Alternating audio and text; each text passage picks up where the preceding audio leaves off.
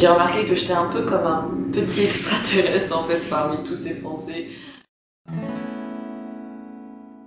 Salut tout le monde, je reviens aujourd'hui avec une nouvelle vidéo. Donc comme vous pouvez voir, je ne me trouve pas chez moi, je suis toujours à Oxford. Je viens de remarquer que j'ai passé 1 heure sur mon portable et que en fait j'ai rien fait de concret. Cette vidéo va pas être quelque chose de super révolutionnaire ou un truc comme ça, mais juste faire quelque chose de utile en quelque sorte, pas gâcher mon temps juste en étant sur mon portable.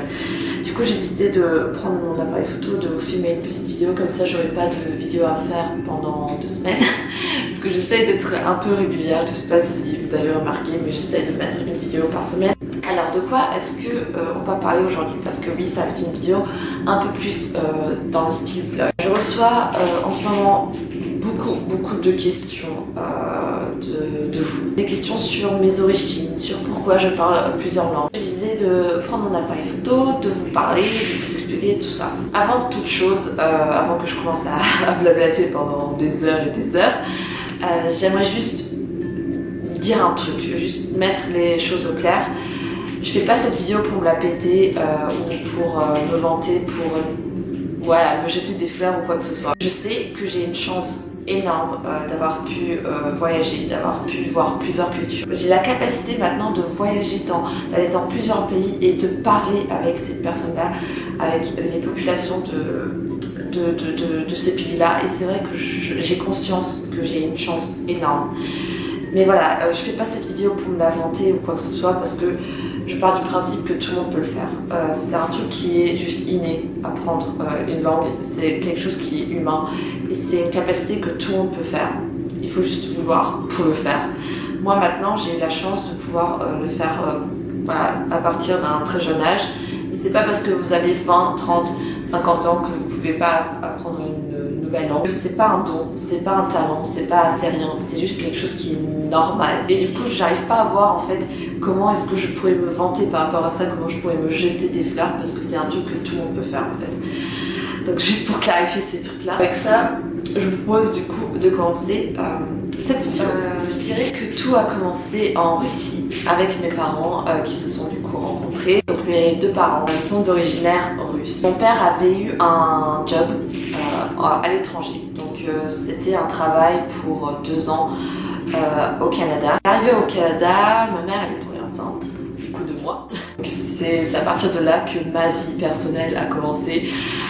Du coup j'ai habité au Canada pendant 2 ans. Je m'en souviens absolument pas, ce qui est tout à fait normal parce qu'à 2 ans je pense pas que vous vous souvenez de grandes choses. Mon père il a eu plusieurs opportunités qui ont fait qu'on a déménagé aux Pays-Bas, où on a habité 2 ans aussi. Je me souviens aussi du parc qui était juste à côté, où on allait souvent. C'était un énorme parc, juste trop gigantesque, super bien, juste le paradis pour les enfants. Des trucs énormes qui faisaient tout le tour, qui allaient dans tous les sens. Il y avait un côté où il y avait de la boue, on pouvait s'amuser avec de la boue, c'était juste énorme. Les frites néerlandaises, enfin hollandais, les frites hollandais, c'est juste le meilleur de tout. Vous pouvez voir que j'ai habité quand même pendant 4 ans dans un pays anglophone, c'est-à-dire que voilà, au Canada, je suis née à Kitchener, je sais même pas si je vous l'ai dit, mais voilà, je suis née à Kitchener, du coup c'est le côté anglophone du Canada. Et sinon aux Pays-Bas, il y a tout le monde qui parle anglais, clairement c'est limite leur langue maternelle. J'entendais quand même pendant 4 ans de l'anglais, même si je comprenais pas forcément ce qu'ils me disaient. On a déménagé en Allemagne. Donc c'est à partir de là clairement où tout a commencé, où j'ai commencé à réellement réaliser, à réellement vivre en quelque sorte. C'est aussi à partir de là où mes souvenirs sont beaucoup plus clairs. On a déménagé tout d'abord à Munich, où on a vécu pendant 3 ans, donc je suis allée à l'école maternelle là-bas.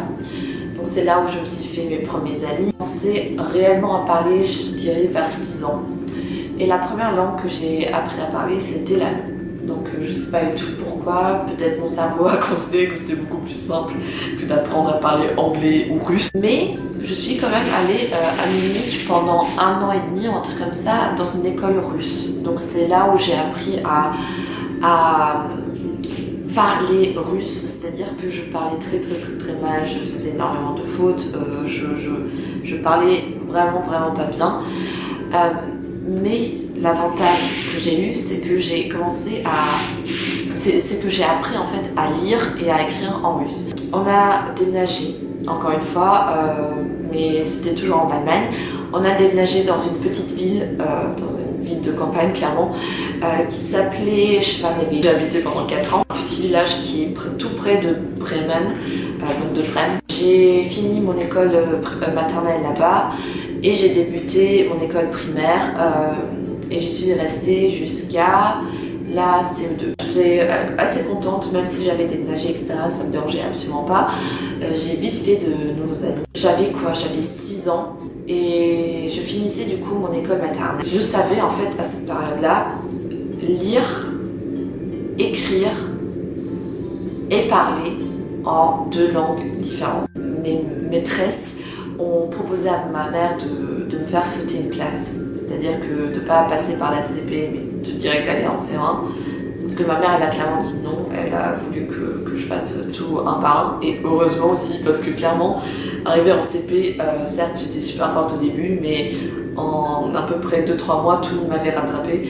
Et ça montre que c'est vraiment pas un don, c'est pas un truc, un talent, un truc comme ça. Avec le russe, ça devenait de pire en pire en fait. C'est-à-dire qu'à la maison, je parlais tout le temps allemand avec ma mère, allemand avec ma petite sœur, mais russe avec mon père, parce que mon père il n'a jamais réellement appris l'allemand. J'étais obligée de communiquer à un minimum en russe, sauf que c'était à chaque fois un challenge, parce que pour moi, le russe, c'était devenu de pire en pire, parce que je suis plus allée dans une école russe.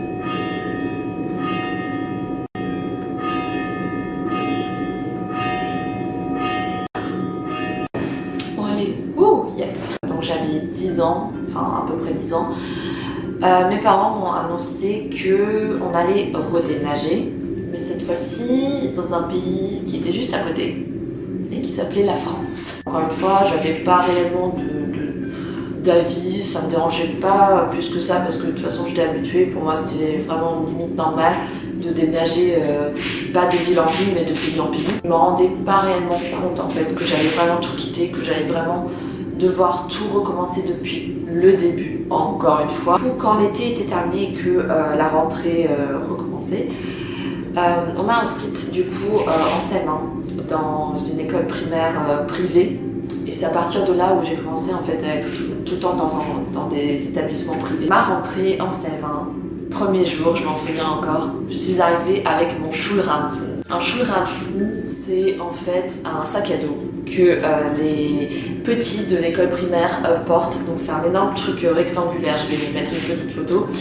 Et j'avais exactement la même chose, mais juste avec 10 tonnes. J'ai remarqué que j'étais un peu comme un petit extraterrestre en fait parmi tous ces Français qui avaient soit un sac à dos, soit les petits sacs à dos à roulettes. Je dois vraiment tout recommencer, toute ma culture. Je comprenais pas grand chose, enfin voire pas du tout, parce qu'il faut savoir que quand je suis arrivée en France, je savais parler pas du tout français. Je savais dire aucun mot en français à part oui, mais sincèrement avec oui ça m'a pas...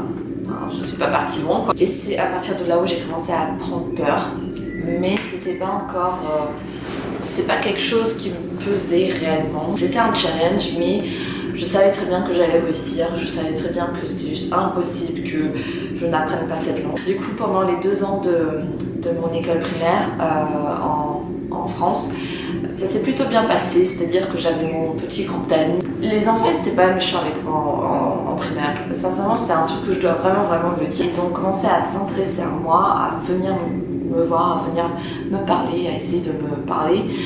Mais dès qu'ils ont réellement vu que, en quelque sorte, il n'y avait pas d'espoir, parce que je comprenais pas ce qu'ils me disaient, et que eux, ils me comprenaient pas non plus, du coup, ils me mettaient à part. Mais c'est pas pour autant qu'ils venaient se moquer, m'insulter, quoi que ce soit, ou me mettre réellement à l'écart, parce que si j'avais envie de venir avec eux, je venais avec eux, et ils me disaient rien, au contraire, ils m'accueillaient avec un énorme sourire. Donc ça, c'était vraiment super cool. Arrivé à la fin de la CM2, j'arrivais à former des phrases. J'arrivais à former des phrases avec beaucoup de fautes, bourrées de fautes, conjugaison, que ce soit conjugaison, grammaire, tout. Parfois, je mettais même pas de verbe, ou je mettais le verbe à l'infinitif sans même le conjuguer. Donc, en vrai. Et les gens arrivaient à peu près me comprendre. à parler avec moi et à s'intéresser à moi en quelque sorte. Ouais, du coup, arrivé en 6e, mon français était encore très faible. C'est-à-dire que j'arrivais à parler, etc. Mais je faisais encore beaucoup de fautes, par exemple. Pour dire mon âge, je disais je suis 12 ans, alors que tout le monde le sait, c'est j'ai 12 ans. Tout simplement parce que je disais je suis 12 ans parce que dans toutes les langues que je connaissais, c'était je suis en fait. Par exemple en allemand, ich bin 12 Jahre alt, ou en anglais, I am 12 years old.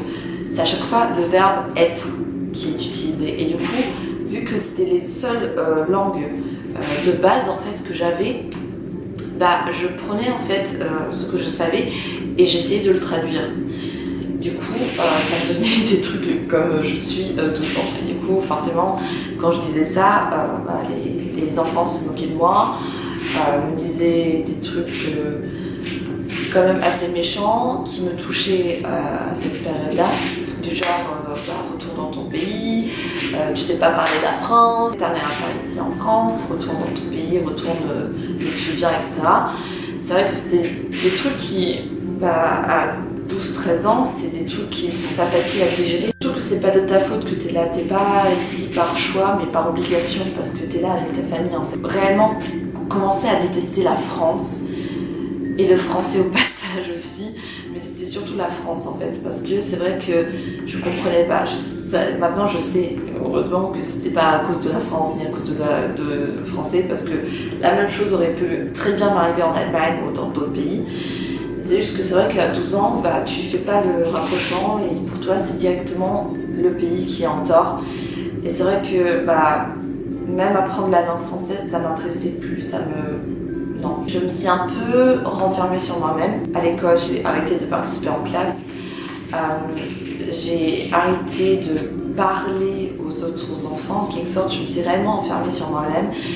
Et parce que je me suis dit, en fait, si tu parles pas, personne pourra se moquer de toi et personne va dire quoi que ce soit, personne va te critiquer.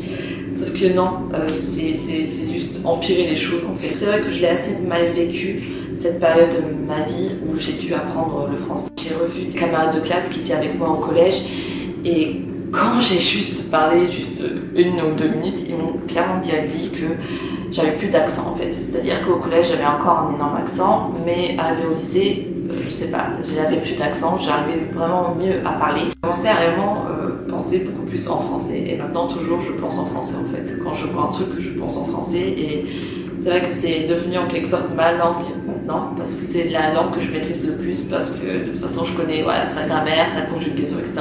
C'est des trucs que j'ai appris, que j'ai acquis.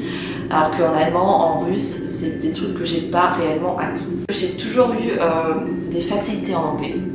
Peut-être c'est aussi parce que mes parents m'ont inscrite, par exemple, dès que je suis entrée dans l'école maternelle, ils m'ont direct inscrite dans des cours particuliers anglais. J'avais pas un très bon niveau non plus, c'est-à-dire que j'étais pas bilingue, j'arrivais pas à parler avec quelqu'un en anglais. À chaque fois que je disais à mes profs d'anglais mon passé, je sais pas pourquoi, mais je devenais tout d'un coup leur chouchou.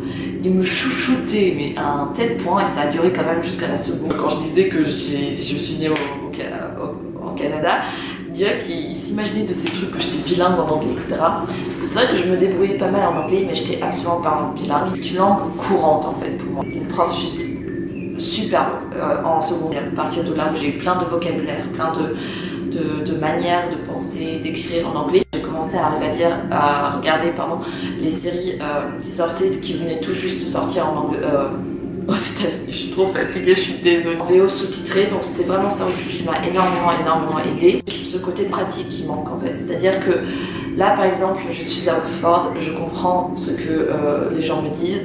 Je suis allée dans l'école, j'ai visité l'école, j'ai parlé à des professeurs en anglais britannique en plus avec leur accent très prononcé et j'arrivais vraiment à comprendre, c'est-à-dire que quand il y avait une blague où tout le monde rigolait, moi aussi je rigolais parce que je trouvais ça drôle, parce que pour moi je comprenais et c'était naturel de rigoler parce que je comprenais, je trouvais ça drôle, du coup je rigolais. C'est pas encore une langue bilingue, tout simplement parce qu'il y a ce côté pratique qui manque et aussi l'expérience de vivre dans un pays anglophone. Je dis à chaque fois, je sais parler 3 langues couramment et puis à l'anglais. Mais pour me la péter de temps en temps, par exemple sur des CV ou un truc comme ça, je sais parler 4 langues couramment parce que c'est vrai que en anglais, clairement, je me débrouille vraiment pas mal. Du coup, voilà, je pense que j'ai déjà assez parlé, j'ai super mal à la gorge, faut que j'arrête aussi parce que là, la vidéo, elle doit durer au moins 40 minutes, voire 60. Donc, je suis désolée si cette vidéo a été encore une fois très longue, mais voilà, vous aviez envie de savoir un peu plus sur moi, sur ma vie, et maintenant vous avez des explications. J'espère que cette vidéo vous aura plu. Dites-moi aussi dans les commentaires si vous voulez voir une vidéo où je vous donne un peu les conseils que je peux vous donner pour apprendre une nouvelle langue. Je pense que ça peut aussi intéresser pas mal de personnes. Et à ce, je vous dis tout simplement de passer une agréable journée. On se retrouve bientôt pour une nouvelle vidéo. Ciao!